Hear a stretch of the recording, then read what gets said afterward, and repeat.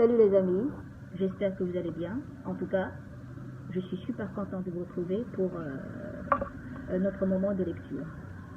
Comme au début, je vous ai bien précisé que le roman n'est pas terminé, donc aujourd'hui, j'ai l'immense regret de vous annoncer que c'est le dernier chapitre.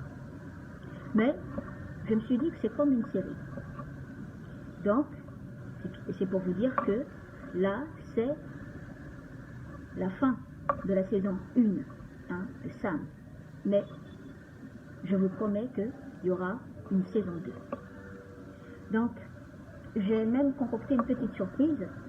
Donc, cette petite surprise, je vous l'annoncerai à la fin de cette dernière lecture. Donc, je vous invite à aimer écouter. Donc, le dernier chapitre va s'intituler Le cauchemar. Le cauchemar. Je t'aime, Sam. Je t'aime aussi, Pupus. Mais qu'est-ce que je fais dans cet endroit si sombre, mais qui m'est pourtant si familier? Je ne sais même pas comment j'ai atterri ici. Tout est si sombre et si calme, si heureux. Si heureux, et c'est « je t'aime » que je viens d'entendre de l'autre côté d'où je me tenais. Mais une chose est étrange. Comment ai-je pu entendre ces mots à l'endroit où je me trouvais, et comment ai-je pu être certaine que ces mots, ces voix provenant de deux personnes distinctes, venaient tout droit d'un endroit très familier pour moi, pour mon cœur. Cette place où tout a commencé et où tout a fini. Cette place où les lettres Y et S se retrouvent imprégnées sur ce banc collé au mur de ce bâtiment, de cette microfinance qu'on reconnaît tous par ses bicolores verts et blancs. Ce banc du bonheur, comme on aimait à l'appeler. Ce banc où, assis là, moi et mon joli cœur, le monde n'existait plus. Ce banc qui n'appartenait à personne d'autre qu'à moi. Alors, qu'est-ce que je fais ici? Ici, si loin de ce banc où la voix de mon joli cœur se reconnaît de l'une des deux voix. Et à qui appartenait l'autre voix? Cette voix de femme qui n'était pas la mienne. Il fallait que je le voie. Il faut que je voie de mes yeux. Plus je m'avançais, plus je les entendais, avec leur fou rire qui décelait le bonheur par excellence, et plus je chancelais dans mes démarches qui décelaient l'effroi par excellence. Et c'était bien le cas lorsque je l'ai vu, mon joli cœur et une autre, qui avait le même look que moi, mais en mieux. Je t'aime tellement, je t'aime aussi, ça. Je ne me fatiguerai jamais de t'embrasser. C'est fou que j'ai du mal à entendre le nom de cette femme qui veut me voler mon joli cœur.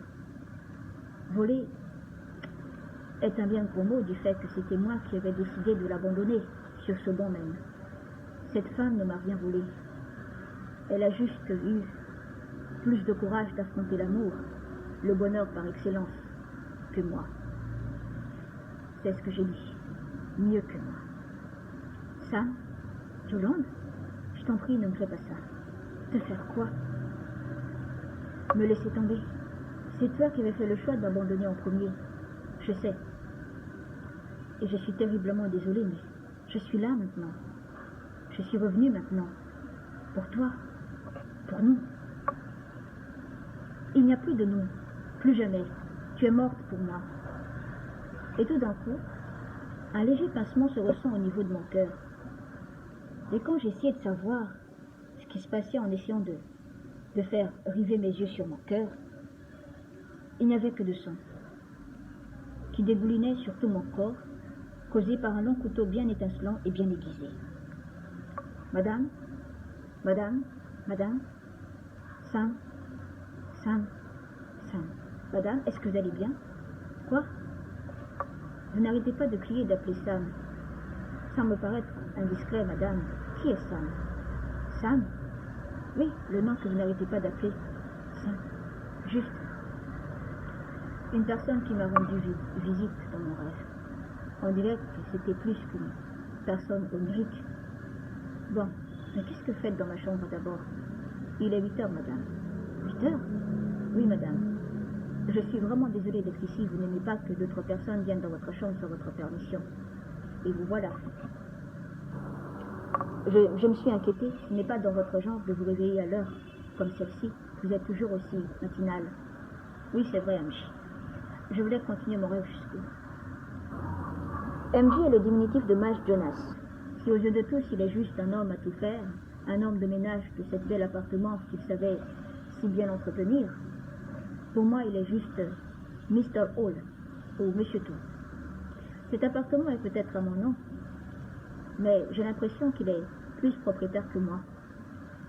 Il connaît tout cet habitat, les recoins. Il connaît tout du nécessaire, cuisiner, propreté, tout et tout. Sans lui, je serais perdu et totalement anéanti. Quand je rentre à la maison, tout est déjà prêt. Les mets succulents déposés sur cette table à manger intelligente. Sans vous mentir, cette table est capable de reconnaître des plats chauds, des plats froids. Il arrive parfois que je rentre un peu tard, tous les plats resteront toujours chauds. Je vous le jure.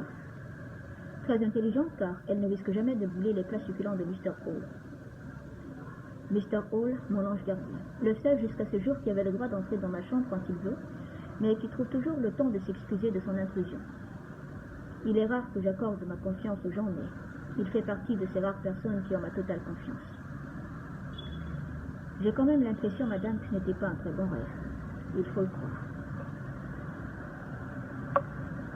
Mais vous auriez tout de même eu envie de le finir? Oui, oh que oui. Avec tout le respect que je vous dois, madame, je vous trouve très bizarre. C'est exact, mais j'aime ma bizarritude. Bizarritude, c'est le mélange de bizarre et attitude. Ah, bien sûr. Alors, j'imagine que messieurs Crawford et Gates m'attendent déjà à mon bureau. Oui, madame. Dites-leur de me donner 10 minutes et je descends. Oui, madame. Quel rêve. Quel cauchemar. J'ai même pensé que c'était plus qu'un rêve. Un rêve prémonitoire. Quelque chose qui allait bientôt se produire, ou pire encore, qui s'est déjà produit. Qui était cette fille qui était comme moi, qui avait le même goût vestimentaire que moi et qui s'asseyait sur notre banc? Notre banc n'appartient qu'à nous et à personne d'autre, mais même celle qui sera. Sam n'avait pas le droit de laisser le cul de quelqu'un d'autre s'asseoir sur notre banc. Et toi, tu en avais, toi, de laisser ton joli cœur en plan sur ce banc, votre banc, tout simplement parce que le je t'aime est sorti tout droit de sa bouche. Un je t'aime. Le mot le plus attendu de la personne qu'on aime, le mot le plus simple, le plus doux, le chéri, le plus magnifique, en tout le plus magique. Comment aurais-tu pu abandonner quelqu'un à cause de ce mot? Alors, si tu avais décidé d'avoir amplement le droit de prendre une telle décision en cette circonstance si joyeuse, si angélique, alors ton joli cœur aussi, il en avait largement le droit de prendre une telle décision en cette circonstance si joyeuse, si angélique, que tu avais perverti, que tu avais troublé, bafoué, détruite. Et tu poses encore la question de qui était cette fille qui s'habillait comme toi, qui s'asseyait sur votre banc. Elle était tout simplement la fille qui a osé. Elle était la fille qui avait pris une décision autre que la tienne. Elle était la fille qui n'avait pas fui, celle que ton joli cœur, Sam, mérite d'avoir. Messieurs, dis au réveil, madame, de la façon de l'ordre. Vous voulez prendre votre journée? Pour faire quoi? Pour vous ressourcer, rattraper le sommeil que vous avez perdu? Madame, ça se voit que vous avez besoin d'un repos, de prendre une pause. Oui, mais ce n'est pas une bonne idée. Pour quelle raison? La raison? Eh bien, je suis en train de ruminer pour savoir ce qu'il faut dire, éviter la vraie raison sans pour autant mentir. Eh bien, j'ai tellement hâte de recevoir et de m'entretenir avec les nouveaux futurs habitants de Paradise. Ah, tout est déjà organisé. Vous recevrez 2 personnes pour la matinée et 1 pour l'après-midi. Très bien. Allons au bureau et commençons l'entretien. D'accord, madame. La voiture nous attend dehors. Faire un entretien est toujours synonyme d'ennui et d'obligation pour une entreprise. L'entretien, en dépit de ses questions pour la plupart débiles, possède aussi sa part double, le prétentieux et le craintif. Je peux vous assurer que j'ai eu cette chance de n'avoir pas eu affaire à ne serait-ce qu'un seul prétentieux. La raison est que je n'ai jamais assisté à un entretien de ma vie. Mais nous savons tous que la célébrité de l'entretien lui précède, une célébrité effrayante pour ainsi dire.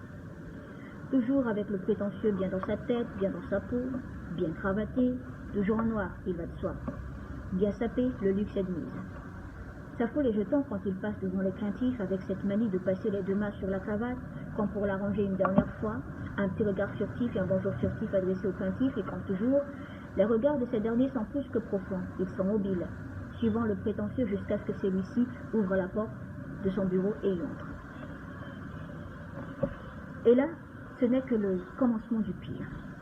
Le pire, c'est quand on se retrouve seul, livré à nous-mêmes, seul contre un prétentieux. Je ne vous fais pas le dessin. Je ne sais pas ce qui se passe dans les autres entreprises en ce qui concerne passer un entretien d'embauche, mais dans mon entreprise, passer un entretien n'est pas une question binaire, mais une question d'unicité. Disons que j'ai réinventé le concept. Plus de peur, mais de plaisir. Bonjour. Bonjour. Tout le monde me répondait en même temps. J'espère que je ne vous dérange pas. Non, pas du tout, madame. Je pense que c'était notre jeune prétentieux, dans le sens positif dans ce cas précis, fraîchement disant et fraîchement bon cuisinier, enfin, je l'espère. Alan Martial, reconnu entre toutes les personnes présentes dans cette grande pièce, bien aménagée pour les accueillir avec les bons mets et cafés pour leur mettre dans l'ambiance, à cause de sa petite taille. Je suis juste là pour vous aider à garder votre calme, de ne pas avoir peur, juste manger à votre aise. Quelqu'un va venir vous appeler un à un pour débuter les échanges et ainsi de suite. D'accord, madame. Eh oui, en remplacement au terme de entretien, j'ai préféré celui de échange. Et encore, j'ai préféré ne pas me présenter pour éviter de faire rayer la crainte dans les yeux de mes futurs collaborateurs et associés. Vous êtes très enthousiaste, madame. Oui, Bernard, ça me fait toujours gigoter ce moment pareil. Tout est prêt, madame. Les documents concernant les intéressés sont déposés sur votre bureau. Très bien, je ferai signe après M. Gates. Oui, madame. Je vous laisse vous concentrer sur votre premier choix, madame. Merci, Bernard. Je vous tiendrai au courant du dénouement des échanges. Bon, choisissons. Il est vrai que 3 personnes ont été déjà choisies parmi les 5 candidats, mais je suis le genre humaniste avec une petite sauce d'altruisme. Je suis du genre à vouloir toujours donner une seconde chance aux gens. Je suis en effet ce genre de personne qui essaie toujours de percer le bon côté des gens, juger aux yeux des autres, d'irrécupérable, qu'on ne peut pas sauver, qu'aucun paradis au monde arriverait à pardonner. Mais mon paradis n'est pas comme les autres, il est tout autre.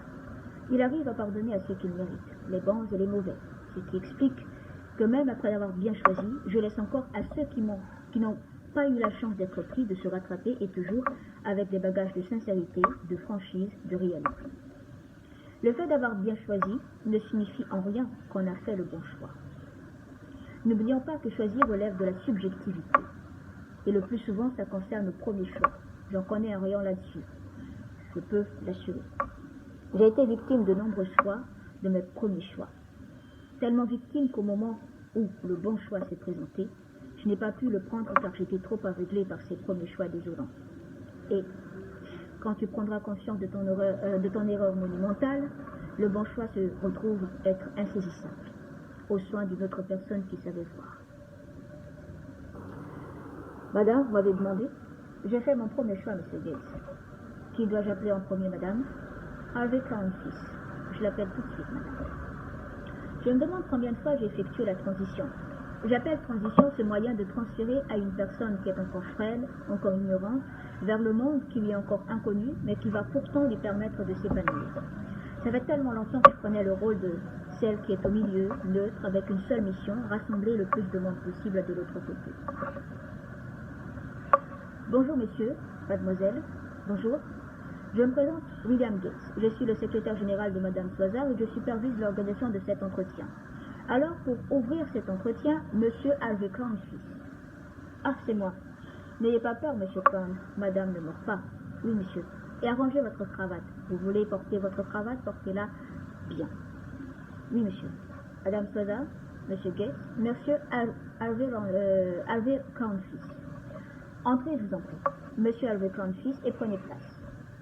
Merci, Monsieur Gates. Madame, je vous en prie, prenez place. Mais c'est vous. Vous pouvez être un peu plus clair? Vous étiez là, au début de la journée, nous dire bonjour. Oui, c'est exact. Mais vous êtes Madame Soisard, la femme la plus puissante au monde, et nous, on ne vous a pas reconnu. C'est tout à fait ce que j'attendais. Vous ne voulez pas qu'on vous reconnaisse? Si, mais pas au nom de ce pouvoir que l'on m'assigne. Ça va être difficile pour vous? Pas vraiment. Comment cela? Vous savez, Monsieur Crown, j'ai donné vie à ce paradis et vous connaissez le nombre de personnes qui me connaissent? Tous? Je veux dire, tout le monde qui travaille ici? Non, pas du tout. Je peux vous assurer que je peux traverser la rue qui mène jusqu'à la grande porte à pied, tranquille, sans que personne ne me connaisse. Vous êtes sérieuse, madame? Oui. Mais revenons à l'objet de cette entrevue. Oui, madame. Mais pour commencer, pour faire régner l'aisance, ce serait parfait si nous nous tutoyons. Mais madame, il serait très difficile pour moi de vous tutoyer. Oui, je le sais par rapport à votre éducation. Oui, madame, d'accord. Mais je tiens à te prévenir qu'il m'arrive d'utiliser le tu et le vous en m'adressant à une personne. Ce ne serait pas un problème, madame. Très bien, oui. Dans votre dossier, tu comptes ouvrir une entreprise familiale au sein du paradis. C'est tout à fait cela, madame. Tu sais que le paradis se trouve en plein cœur de New York où la diversité vestimentaire prône l'expression de la liberté dans le goût vestimentaire. Oui, madame. Donc, comment allez-vous faire pour faire apprécier les Yankees du goût vestimentaire british, jugé un peu trop conventionnel? Vous savez que l'entreprise de ma famille est connue dans le monde entier. Votre famille est connue dans bien des choses, monsieur Harvey. Mais vous ne répondez pas à ma question. Oui, madame. Il est vrai que les habits british sont réputés trop classe dans le sens trop traditionnel. Il ne faut pas nous en vouloir, cela fait partie de notre culture, de notre tradition. Mais une chose est certaine, madame, nos gammes de vêtements sont la quintessence des habits british. Par rapport à votre appartenance familiale, cela fait partie, bien entendu, de notre succès, mais un autre détail perfectionne notre produit. Et c'est quoi? L'accord. Tu peux développer de quel accord vous voulez parler? Notre entreprise est une multinationale et elle vise sur tous les pays qui possèdent leur propre culture en matière de vêtements. Leurs propres codes vestimentaires qui font leur identité. D'accord, poursuivez. Madame, quand vous pensez à l'Écosse, à quoi pensez-vous en premier? À la jupe écossaise, bien entendu. Et vous pensez que toutes les jupes écossaises produites dans ce monde sont purement écossaises? Par votre question, je dirais probablement non. C'est de là que je voulais en venir, madame. Nous plantons l'entreprise familiale dans un pays à forte culture vestimentaire et nous essayons de trouver un accord, un moyen d'entente entre le style classique british et le style traditionnel du pays d'accueil. Vous voulez dire que vous mélangez votre création et vous mentez en faisant croire à vos clients que c'est du so british? Non, madame, c'est plutôt une révolution vestimentaire. Plus d'aisance, plus d'approche. Une révolution vestimentaire. Très intéressant. Nos habits traditionnels sont réputés très effrayants, inaccessibles. Donc, au fil du temps, la mode british a perdu de sa valeur. Donc, vous avez eu cette idée de vous ouvrir au monde de manière très formelle. C'est tout à fait cela, madame. Très bien. Alors, donnez-moi une seule bonne raison qui prouve que vous méritez d'avoir une place au paradis. Le slogan du paradis est blanc pour tout le monde. C'est exact. Je sais que vous avez fait des recherches approfondies sur moi, sur ma famille. Et je sais aussi, madame, que dans ces recherches, vous avez sûrement trouvé un lourd passé familial, qui est toujours d'actualité. C'est exact. Et ce lourd passé présent familial concerne bien évidemment le monde des habits. Mais les erreurs du père ne devraient pas toujours et obligatoirement toucher le fils. Vous croyez? Oui, madame. La raison de mon choix de quitter le pays est de choisir plus spécialement le paradis. Le paradis signifie pour moi, en particulier, un renouveau, une nouvelle vie. Vous voulez vous détacher du joug familial? Oui, madame. Je porte peut-être le nom de Crown, mais je suis un nouveau Crown qui n'a rien à voir avec l'ancien. Très bien. J'ai pris en compte vous dire, vous aurez la réponse d'ici une semaine. Oui, madame. Je vous libère de cette entrevue. Merci beaucoup, madame. Monsieur Gates? Oui, madame. Raccompagnez monsieur Harvey Crown fils à la salle de rafraîchissement et amenez-moi mademoiselle Alushka Russell. Oui, madame. Monsieur Crown? À bientôt, madame. Très certainement. C'est fou que les gens ont si souvent une opinion très figée d'une personne par rapport aux actes de cette dernière ou accomplis par une autre personne dont l'autre partage un lien étroit avec cette dernière. Une personne est forcément mauvaise parce qu'elle avait fait un choix draconien que les yeux normaux ne pouvaient pas accepter. Ou encore, une personne est jugée diabolique parce que telle personne liée à celle-ci a accompli des actes impardonnables. C'est l'une des choses qui prouvent que les êtres humains n'ont que l'esprit lourdement coincé. Madame César, mademoiselle Alushka Russell, je vous en prie. Bonjour, madame. Tu vas bien? Oui, madame. Je vois que tu es pas mal stressée.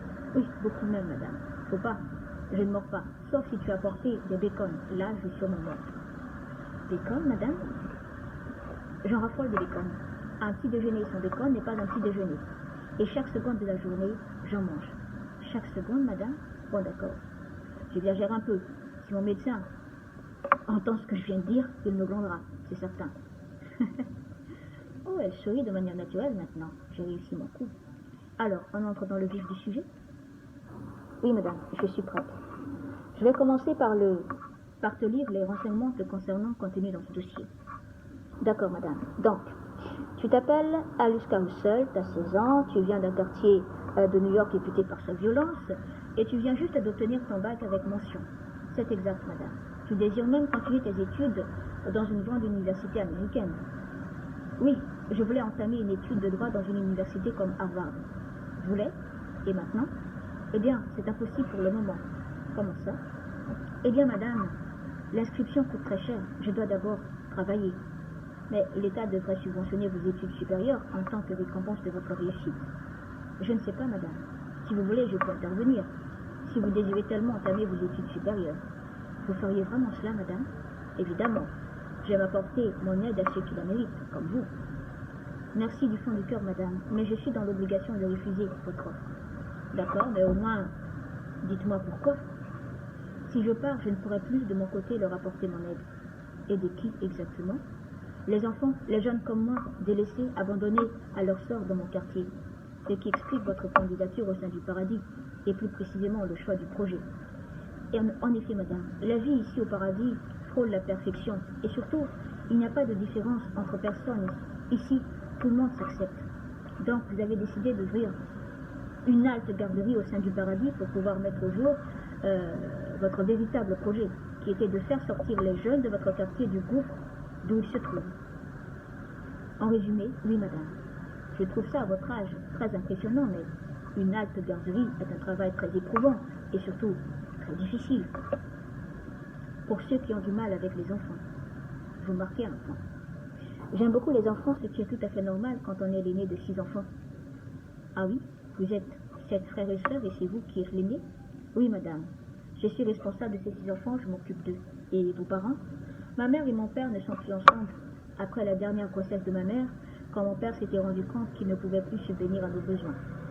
Donc il a décidé de fuir ses responsabilités. Oui, on n'a plus entendu parler de mon père depuis tant d'années. Je suis terriblement désolée. Je comprends parfaitement ce que tu vis, ou ce que tu as vécu par l'absence de ton père. Merci beaucoup, madame. Et comment avez-vous fait pour survivre pendant tout ce temps? C'est un peu honteux de le dire, madame. Disons que vous avez fait des choix de survie que vous ne feriez jamais en temps normal. Exactement, madame. C'est pour cette raison que vous aimez tant les enfants. Mes frères et sœurs m'ont donné la force nécessaire pour tout affronter chaque jour, j'imagine. Il leur manquait l'amour maternel car maman était obligée de chercher du travail chaque jour. Donc, nous ne la voyons presque pas tous les jours. Donc, c'était à moi de leur procurer cet amour qui leur manquait. C'est tellement extraordinaire de votre part. Merci, madame. Toutefois, ce que je voudrais savoir, c'est en quoi le fait de garder des enfants ici t'aidera pour ton projet d'aider les adolescents défavorisés de ton quartier. Je ne vous cache pas, madame, que ce projet ne peut se faire que par la réussite de celui du paradis. En effet, mon quartier est le quartier le plus pourri. Désolé du langage, madame. Oh, parlez avec aisance, il n'y a pas de problème. Oui, le quartier le plus pourri car le plus dangereux de la ville de New York. Je vois, et je ne connais aucun autre monde que ce quartier-là. Vous n'avez jamais quitté ce quartier pour un autre? Non, madame. Ma mère me disait souvent, les enfants, il ne faut jamais avoir peur du mal, au point de vouloir le fuir. Il vous faut lui faire face, pas pour le défier, mais pour l'aider.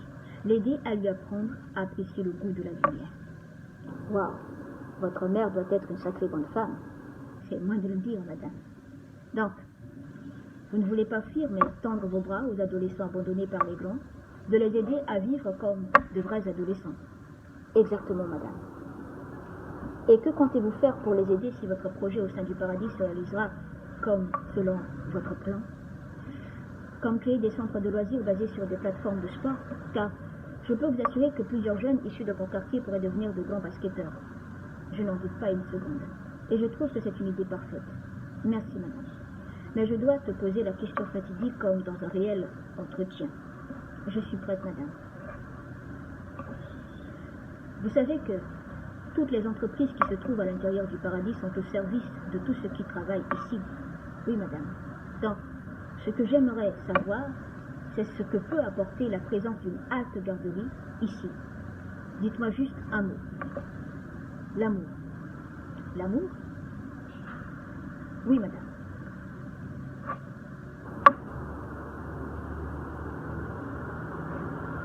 Tu peux développer, mademoiselle Russell? Oui, bien sûr.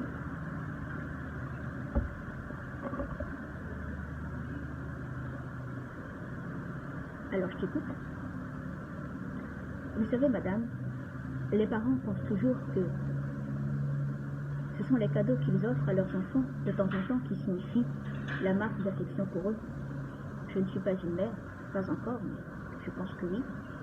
Mais je pense que la marque la plus affective qu'un parent pouvait offrir à son enfant, c'est tout simplement l'amour, le vrai, l'inné, le simple. Oui, c'est exact. Mais nous savons aussi que plus de la moitié des enfants de cette planète en sont privés. On se demande pourquoi.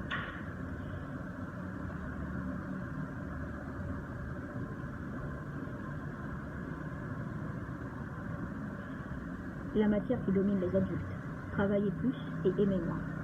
Ce qui fait que les petits dessins d'amour présentant papa et maman et le petit enfant n'auront aucune autre fonction qu'orner les portes du frigo. Vous voulez donner à chacun des enfants l'amour qu'ils méritent. Je veux leur offrir ma présence, madame Sosa. La présence est importante dans la vie de l'homme. Oui, madame. Mais c'est dommage que la plupart des gens aiment plus partir que de rester. C'est vraiment dommage, madame. Je crois que j'ai ma réponse. Je te permets de t'essouffler un peu, manger et boire. Merci beaucoup, madame. C'est à moi de te remercier, Miss Alice Russell, de toutes ces connaissances débordantes provenant de jeunes filles de ton âge. Je suis très honorée, madame. Encore merci. C'est un plaisir. À bientôt. Une pause s'impose, je pense. Après ces deux entretiens, deux échanges totalement différents par la particularité de ces deux personnes. Un jeune homme qui a vécu depuis toute son enfance dans le monde des affaires. Et je pense même que la première odeur qu'il a ressentie dans l'enfant, c'est celle de l'argent. Et pour la candidate, c'est une autre affaire. Une affaire totalement différente, voire même contraire. Une jeune fille, je veux même lui assigner le titre de jeune femme de 16 ans, qui a déjà connu tout de la vie, de son côté obscur le plus souvent. À son âge, elle jouait déjà à la perfection le rôle d'une mère pour ses frères et sœurs, privés de leur mère, obligés de quitter tôt la maison pour nourrir ses enfants. Une jeune femme de 16 ans qui connaît déjà, bien plus que moi, à son âge, le véritable sens de l'amour, et qui ne cherche qu'à vouloir partager cette connaissance rare et recherchée à ceux qui en ont besoin. Qui, dans ce monde, se décidera dans sa vie de vouloir travailler uniquement pour pouvoir offrir de l'amour aux gens qui ne connaissent pas? Qui? Même moi, je n'oserais pas. Eh bien, une question me revient. Yolande, pourquoi tu travailles? Enfin, je ne sais pas. C'est sûrement comme les autres. Travailler dur pour exister, pour avoir de l'existence, pour pouvoir subvenir à mes propres besoins et bien d'autres. Mais j'ai quand même l'impression qu'aucune de ces réponses correspondent à la mienne. Madame Sosa, Monsieur Gates, vous avez choisi les deux autres candidats pour demain. Je prendrai les 3 derniers demain, 2 le matin et le dernier pour l'après-midi. D'accord, madame. Les 2 adultes dans la matinée, je consacrerai mon après-midi avec le petit garçon de 10 ans. Oui, madame. Et vous prendrez qui en premier? Je vous laisse le soin de choisir Monsieur Gates. D'accord, madame. Maintenant, je crois que je mérite une petite pause. Tout à fait.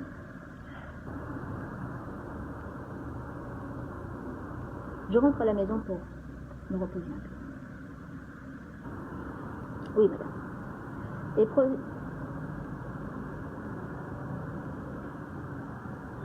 Et prévenez monsieur Lay que je compte le rattraper dans mon absence de l'autre jour. Oui, madame. Très bien. La voiture vous attend. Maison. Rentrez chez soi. Retrouvez cette odeur familière qu'on ne peut jamais oublier, même si on s'absente très longtemps.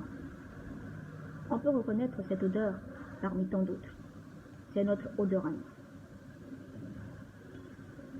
C'est la raison qui explique que chaque personne qui s'est absentée trop longtemps de sa maison désirait coûte que coûte retrouver le chemin qui l'amène vers cette odeur. Sauf que dans ma maison, une odeur m'est familière et ce n'est pas l'odeur la plus appétissante. C'est juste une odeur de vide, de néant, une odeur à faire faner les roses. Madame, nous sommes arrivés. Quoi? Nous sommes arrivés à Upper State. Y a-t-il un endroit calme ici? Je vous demande pardon, madame. Un endroit calme où il y a un banc pour se reposer. Si, madame. De l'autre côté du bâtiment, il y a un aire de jeu pour les enfants et des bancs pour se reposer. Y en a-t-il un qui soit collé à un mur? Un, madame? Un banc. Je peux aller jeter un coup d'œil, si vous voulez. Oui, allez-y. Un banc collé à un mur dans un aire de jeu. Je n'en ai jamais vu. Ces bancs ont leur particularité de se trouver surtout partout dans un aire de jeu, dans un parc, sauf collé à un mur. Je suis désolée, madame, mais il n'y en a pas. Pas de banc collé sur un mur? Non, madame. C'est bien dommage, monsieur Redford. Oui, madame. Je vais tout de même voir cette aire de jeu. D'accord, madame.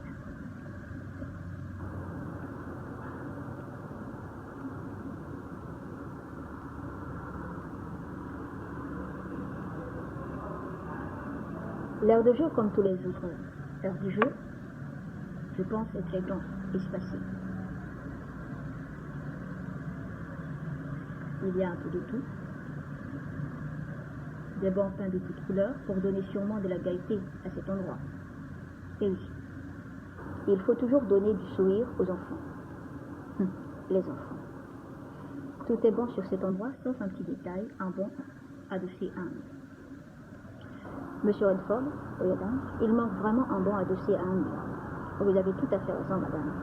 Vous voulez que nous y installions un? Nous le pouvons? Eh bien, madame, vous êtes l'une des personnes la plus puissante de ce quartier, pour ne pas dire la plus puissante de tout. Il n'y a que Dieu qui peut se vanter d'être le plus puissant. Oui, madame, vous avez raison. Donc, pour revenir à nous, est-il possible d'installer un banc où l'on adosse à un mur? Oui, c'est fort possible, madame. Je vais en parler à monsieur Gates. D'accord, madame. Je viens de trouver mon banc provisoire, juste au milieu, où il y a le petit garçon. D'accord, madame. Maintenant, je vais essayer de profiter de mon temps de pause là-bas. Vous pouvez me laisser, monsieur Redford. Oui, madame. Alors, prenons place sur ce banc loin des cris des enfants. Il est vrai que je suis nulle avec les enfants, mais j'ai toujours rêvé d'en avoir. Deux, plus précisément, Adam et Maria. Je ne sais pas pourquoi ni pour quelle raison, et encore sous quelles circonstances ce prénom d'Adam m'est parvenu à l'esprit, mais en ce qui concerne Maria, je saurais vous expliquer d'où ce prénom m'est venu. Donc voilà, le dernier chapitre, le dernier épisode de la première saison de Sam touche à sa fin. Donc j'espère que vous avez bien aimé. Comme je viens de dire au début de la vidéo que j'ai concocté une petite surprise pour vous, eh bien la petite surprise c'est, comme je me suis dit que voilà, mon roman est comme une série. Donc, pour la prochaine vidéo, la prochaine vidéo ce sera cette semaine bien entendu, je vous concocterai une nouvelle série de romans, voilà, une nouvelle série donc un nouveau roman, parce que je ne vous ai pas dit, hein, je suis capable d'écrire plusieurs romans en même temps, plusieurs histoires en même temps. Donc c'est la preuve tout simplement qui explique que je ne termine pas mon roman comme il faut. Donc tout simplement, voilà, pour la prochaine vidéo, nous allons voir une nouvelle histoire tirée d'un nouveau roman, que je ne vais pas vous dire quel est le titre de ce roman. C'est aussi notre surprise pour la nouvelle vidéo. Donc, pour vous dire que il n'y aura pas de pause. Il y aura de pause pour Sam, mais l'histoire continue toujours. Il y aura toujours une nouvelle histoire à raconter. Sur ce, je vous dis à bientôt. Bisous.